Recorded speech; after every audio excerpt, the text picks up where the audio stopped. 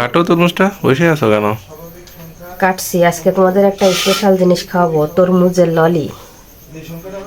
দেখি তরমুজের আবার ললি কেমন হয়?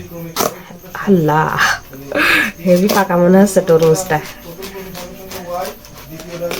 সবচেয়ে কম দামের তরমুজ আজকে কিনা। তাই? এই তরমুজটা কেনা মাত্র 50 টাকা দিয়ে।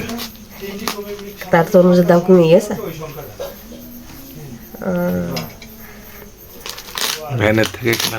ও, সেই সুন্দর যে তরমুজটা, খুবই ভালো লাগছে।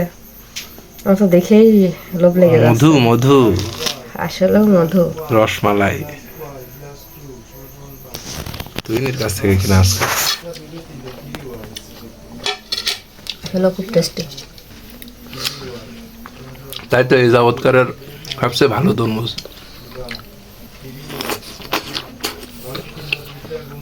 অনেকেই রেস্টুরেন্টে যে খুব দাম দিয়ে এই জিনিসটা খেয়ে থাকে, তা আমি আজকে বাসায়ই বানাবো এটা, তরমুজের ললি। বাচ্চারা কিন্তু যারা খেতে চায় না তরমুজ এইভাবে কেটে দিলে, কিন্তু একটু পরিবেশনটা ভালো করে দিলে অবশ্যই সেটা সুন্দর করেই খাবে। তা আমি আজকে চেষ্টা করব সেভাবে বানানোর জন্য। দেখি কেমন হয়, পারি নাকি, চেষ্টা করছি। দুই পাশ থেকে ছিল নিলাম। তরমুজের ললি বানালাম ছেলের জন্য।